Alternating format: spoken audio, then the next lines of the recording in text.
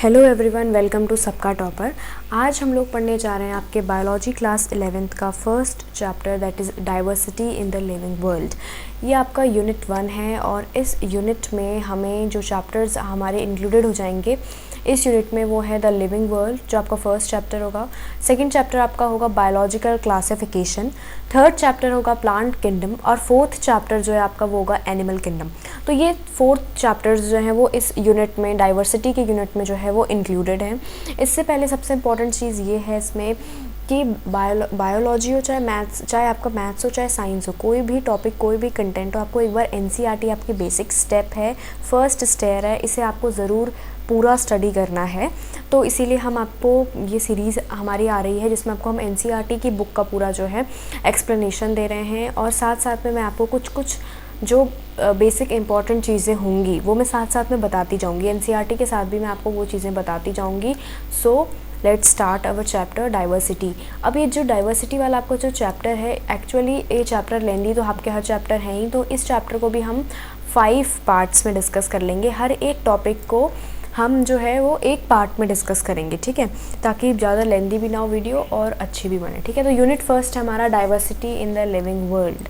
तो कुछ ऐसे आपकी बुक स्टार्ट होती है, डाइवर्सिटी इन लिविंग वर्ल्ड। आप 11th क्लास में आ गए हो, आपने बायोलॉजी ऑप्ट की है, तो बायोलॉजी में बहुत कुछ है आपके लिए जानना, कैसे लाइफ फॉर्म्स होते हैं, कितना कुछ है। Biology is actually very very diverse. तो इसको हम कैसे समझेंगे जब हम इन चीज़ों को पढ़ेंगे। तो सबसे फर्स्ट चैप्टर जो आपको दिया हुआ है डाइवर्सिटी दिया हुआ है, ये चैप्टर आपने 9th में भी स्टडी किया है बट बहुत बेसिक लेवल पर। यहाँ पर आपको थोड़ा सा एडवांस लेवल दिया हुआ है।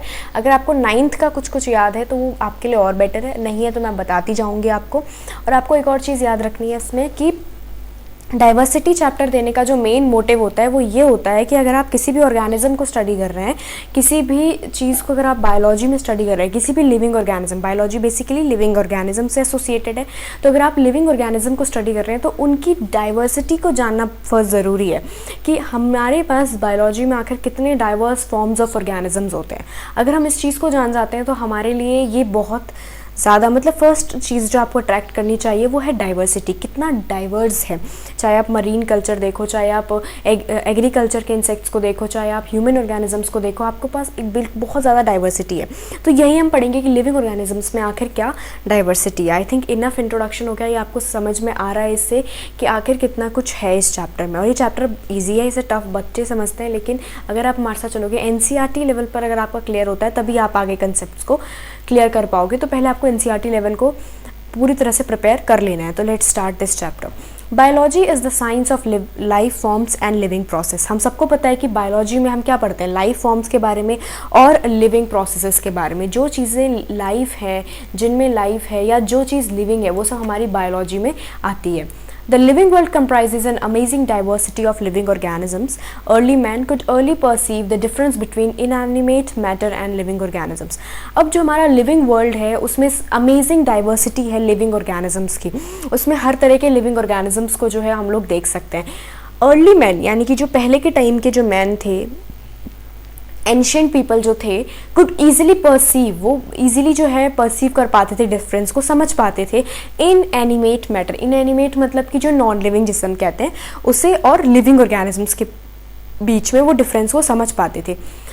Early man deified some of the inanimate matter, wind, sea and fire, ये सब चीज़ों को जो है वो समझ पाए। And some among the animals and plants. A common feature of all such forms of inanimate and animate objects was the sense of fear और awe that they evoked. Basically हर चीज़ के साथ जो इनएनिमेट था, चाहे लिविंग हो चाहे नॉन लिविंग हो, अर्ली मैन को फियर का सेंस हर किसी के साथ था, डर रहता था हर चीज़ से उनको, क्योंकि उनको इतना ज़्यादा पता नहीं था चीज़ों के बारे में।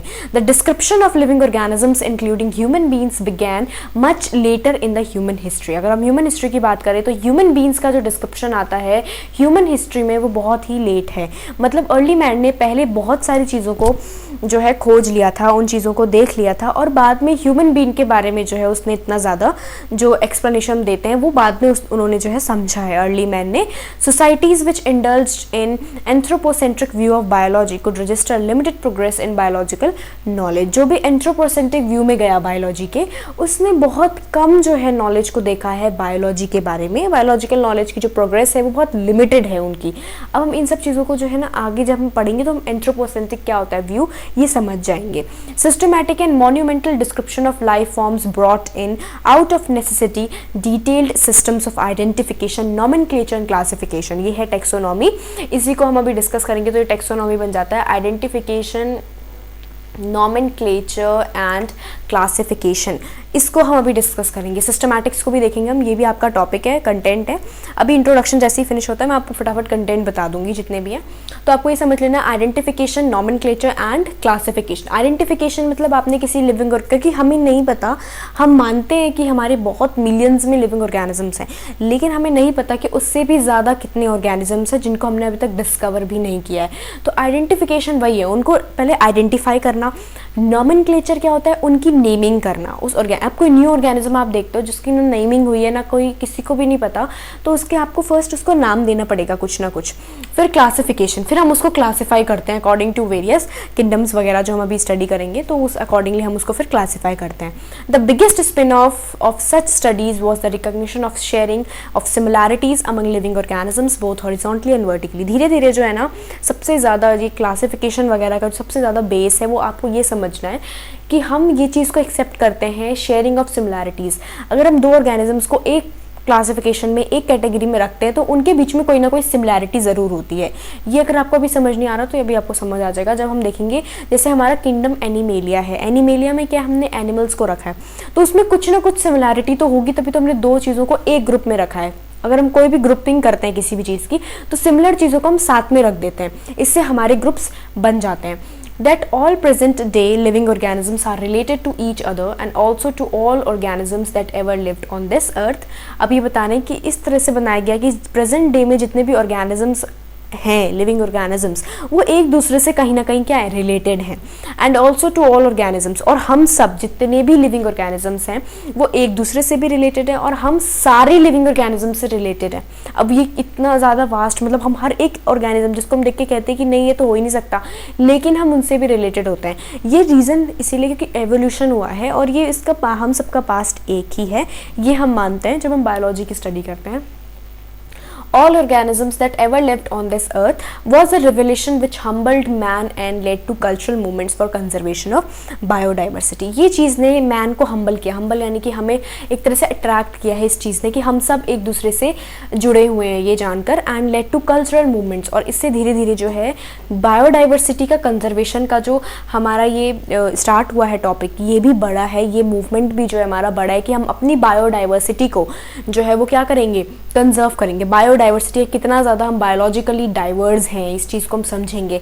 इन the following chapters of this unit you will get a description including classification of animals and plants from the taxonomists perspective. अब टेक्सोनॉमी क्या होता है ये समझ लो, फिर टेक्सोनॉमिस्ट पर्सपेक्टिव समझ जाओगे। इस यूनिट में हम इसी चीज़ को डिटेल में डिस्कस करेंगे। टेक्सोनॉमी वही है, identification, nomenclature and classification of organisms या स्पीशीज़। जो स्पीशीज़ होती है, अभी स्पीशीज़ नहीं समझ आ रहा होगा, स्पीशीज़ भी अभी आगे समझ आ जाएगा क्या है, बेसिक लेवल है, ठीक है। हायरार्की जब हम पढ़ेंगे तो उसमें बेसिक लेवल में स्पीशीज़ आता है। तो identification, nomenclature and classification of species को ही हम क्या कहते हैं, टेक्सोनॉमी कहते हैं। और यहीं पे लिख लो अगर स्पेस है तो यहीं पे लिख दो। टेक्सोनॉमी के जो फादर हैं वो है कारोलस लिनेयस। इनका नाम बहुत ज़्यादा इंपॉर्टेंट है इस चैप्टर को पढ़ रहे हैं, इस यूनिट को पढ़ने में, क्योंकि टेक्सोनॉमी के वो फादर हैं, ठीक है। उन्होंने ही टेक्सोनॉमी, मॉडर्न टेक्सोनॉमी के फादर उनको कहा जाता है, ठीक है। अब टेक्सोनॉमिस्ट के पर्सपेक्टिव से हम देखेंगे कि आखिर क्या होता है, क्या क्लासिफिकेशन प्लांट्स और एनिमल्स का होता है। मैं बता रही हूँ this is a very very interesting chapter. ये बहुत ही इंटरेस्टिंग चैप्टर है एक्चुअली। अगर तुम्हें थोड़ा भी इंटरेस्ट है बायोलॉजी में तो तुमको ये चैप्टर बहुत अच्छा लगेगा, भले ही पहले अच्छा ना लगाओ आगे के पिछले क्लासेस में, लेकिन अब ये चैप्टर मैं बता रही हूँ बहुत ही अच्छा लगेगा तुम्हें पढ़ने में, और मैं बहुत ही बेटर जो है बहुत ही अच्छा एक्सप्लेनेशन इसमें देने वाली हूँ। So don't miss any video, हमारे साथ तुम चलते चलो। इससे क्या होगा, तुम्हारा एक जगह देखने से ये होता है कि तुम्हें पता रहेगा कि कब क्या हो रहा है। अगर तुम ऐसे छोड़ दोगे आधा देखकर तो फिर वो तुम्हारे लिए प्रॉब्लम है। और एक चीज़ बहुत इंपॉर्टेंट है, एनसीईआरटी को नहीं छोड़ना है। एनसीईआरटी का लाइन बाय लाइन एक्सप्लेनेशन तो देखना ही देखना है, उसके बाद ही कुछ और चीज़ करनी है। तो मैं थोड़ा सा इसका जूम जो है वो कम कर देती हूँ, तब ये पूरा दिखेगा तुम्हें। एक सेकेंड, हाँ 200 पर। अब देखो यहाँ पे मैंने कर दिया इसको 200 पर। अब हम यहाँ पढ़ रहे हैं अर्नेस्ट मेयर, इनकी फ़ोटो देखो।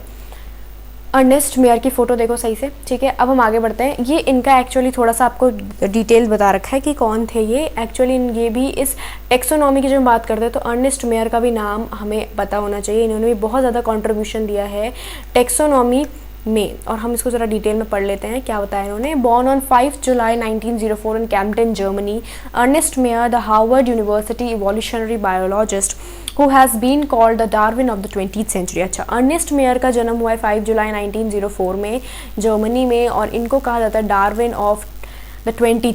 डार्विन का नाम पता होगा, चार्ल्स डार्विन का नाम, इनका भी नाम बायोलॉजी में फेमस साइंटिस्ट रह चुके हैं, चार्ल्स डार्विन। तो Darwin of the 20th century इनको कहा गया है, अर्नेस्ट मेयर को, ठीक है। और इसके साथ ये याद रखना, अर्नेस्ट मेयर चार्ल्स डार्विन नहीं है, ठीक है, इनमें डिफरेंस है। इनको बस नाम दिया गया है, वो एक्चुअली में डार्विन कोई और है, चार्ल्स डार्विन, और इनका नाम, इनको वो नाम दिया है कि 20th सेंचुरी के डार्विन जो है वो कौन है, अर्नेस्ट मेयर है। इन्होंने हार्वर्ड यूनिवर्सिटी से पढ़ाई की और वहाँ के evolutionary, the Harvard University evolutionary biologist हैं, इवोल्यूशनरी वहाँ से हार्वर्ड यूनिवर्सिटी के इवोल्यूशनरी बायोलॉजिस्ट हैं, हार्वर्ड यूनिवर्सिटी में काम करते हैं, ठीक है, करते थे। Was one of the 100 greatest scientists of all time. Mayor joined Harvard faculty of arts and Sciences in 1953 and retired in 1975, assuming the title Alexander Agassiz Professor of Geology Emeritus।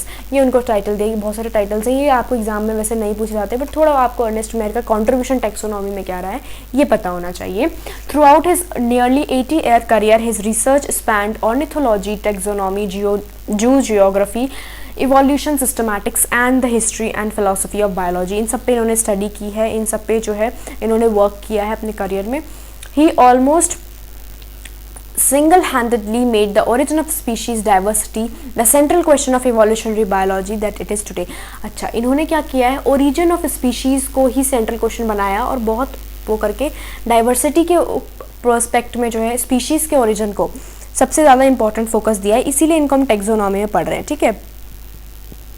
He also pioneered the currently accepted definition of a biological species। ठीक है, species की जो definition को हम पढ़ेंगे अभी, वो भी इन्होंने ही पायोनियर किया, ठीक है, इन्होंने ही बताया गया, इन्होंने उसको भी पायोनियर किया, ठीक है। Mayr was awarded the 3 prizes widely regarded as the triple crown of biology. Biology की ट्रिपल क्राउन को भी मेयर को दिया गया है। एक है the Balzan prize in 1983, the international prize for biology in 1994 and the Crafoord prize in 1999। Mayr died at the age of 100 in the year 2004। तो ये आपने पढ़ लिया अर्नेस्ट मेयर के बारे में कि अर्नेस्ट मेयर ने टेक्सोनॉमी में ओरिजिन ऑफ स्पीशीज़ पे सबसे ज़्यादा एम्फोसाइज किया है और उनको ट्रिपल क्राउन जो है वो भी मिला है बायोलॉजी में। अब यहाँ पे कंटेंट को देख लेते हैं। व्हाट इज़ लिविंग एक कंटेंट है, व्हाट इज़ लिविंग, ये बहुत ही ईजी कंटेंट होगा। लिविंग हर वो चीज़ है, इसमें सेल है जो रिप्रोड्यूस कर सकती है, जो अपने रेप्लिकास को प्रोड्यूस कर सकती है, और भी बहुत सारी इसमें अलग अलग चीज़ें हम डिस्कस करेंगे। व्हाट इज़ लिविंग, डाइवर्सिटी के बारे में पढ़ेंगे, इन द लिविंग वर्ल्ड, इसमें हम अलग अलग चीज़ें पढ़ेंगे, काफ़ी ब्रॉड टॉपिक है डाइवर्सिटी। इसमें हम जो है 5 किंगडम क्लासिफिकेशन भी आएगा और बहुत सारी अलग अलग चीज़ें इसमें अभी आने वाली है। स्पीशीज़, जीनस, इनके बारे में पढ़ेंगे। टेक्सोनॉमिक कैटेगरीज भी यही है, इसी की डिटेल में स्टडी करेंगे हम टेक्सोनॉमिक कैटेगरीज़ में भी, ठीक है, टेक्सोनॉमिक कैटेगरीज़। और उसके बाद हम टेक्सोनॉमिकल एड्स में पढ़ेंगे कि आज हमने जब टेक्सोनॉमी की स्टडी करी है तो उससे हमें कहाँ कहाँ बेनिफिट मिल रहा है, कहाँ कहाँ पे जो है हमारी टेक्सोनॉमी जो है वो यूज़ हो रही है, फिर हम उसको जो है डिटेल में पढ़ेंगे। तो सबसे पहले हम इसको अभी जो है आपका इंट्रोडक्शन में ये पूरा पार्ट कंप्लीट करते हैं। व्हाट इज़ लिविंग के बाद जितने भी हमारे ब्रॉड टॉपिक्स होंगे उस पर एक स्पेसिफिक वीडियो लेक्चर होगा ताकि इजी हो पढ़ना भी और तुम्हारे लिए पढ़ाना भी मेरे लिए इजी हो, तुम्हारे लिए समझना भी इजी हो, ठीक है। इसलिए ज़्यादा लेंथी नहीं रखेंगे हम वीडियोस को। अब हम इसको बढ़ाते हैं, इंट्रोडक्शन को कंप्लीट करते हैं, आगे बढ़ते हैं। इस इंट्रोडक्शन को मैं इसलिए समझा रही हूँ, वैसे तो बहुत बच्चे कहते हैं कि इसे क्वेश्चन नहीं आता, इसे क्यों पढ़ना है, बट इसको पढ़ लेने के बाद ही आगे के टॉपिक समझ में आते हैं। ब्रॉड आउटलाइन एक तरह से तुम्हारे माइंड को बिल्कुल अवेयर कर देता है कि what you are going to study further. ये चीज़ इसलिए इंपॉर्टेंट होती है। How wonderful is the living world, living world आखिर कितना वंडरफुल है। The wide range of living types is amazing, the extraordinary habitats in which we find living organism. सबसे important चीज़ है, हम लिविंग ऑर्गेनिजम्स को हर तरह के हैबिटेट में पाते हैं, जहाँ शायद हम भी ना रह सकते हैं वहाँ पे भी लिविंग ऑर्गेनिज्म एक्स्ट्रा ऑर्डिनरी है उनकी हैबिटेट।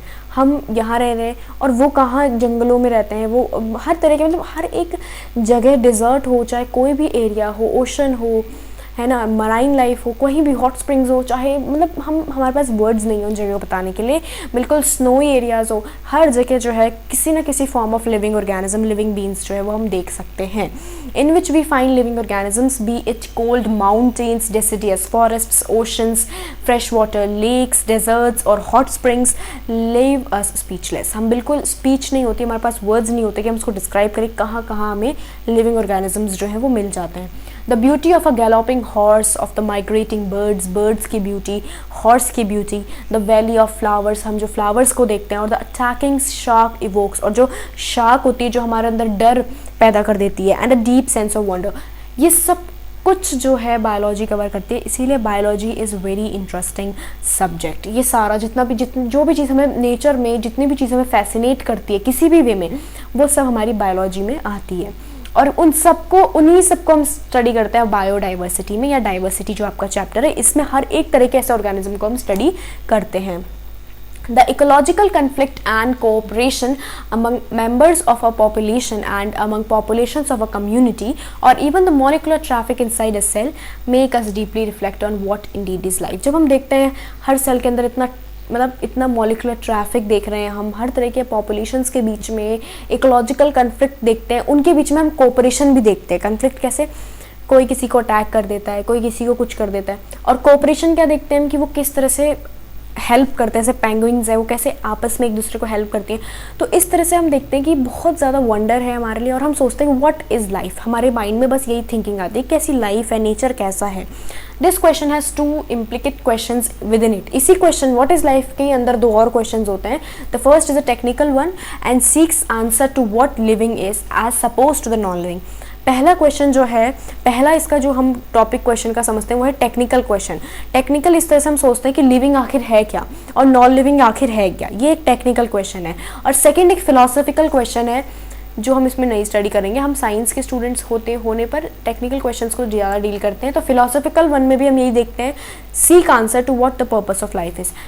हमने जब टेक्निकल की बात की तब हमने क्या देखा, लिविंग क्या है और नॉन लिविंग क्या है, इनके बीच में क्या डिफरेंस है, इस पर फोकस किया। लेकिन जब हम फिलोसॉफिकल की बात करते हैं तो हम ये देखते हैं कि what the purpose of life, life का पर्पस क्या है। लेकिन सेकेंड वन को हम यहाँ ऑप्ट नहीं करते, ठीक है। As scientists we shall not attempt answering the second question, we will try to reflect on what is living। तो हम यही देखेंगे कि what is living, क्योंकि हम टेक्निकल वे में जो है चीज़ों को समझेंगे, ना कि फिलोसॉफिकल मैनर में। तो यहाँ तक आई थिंक तुम्हें अच्छे से क्लियर हो गया होगा।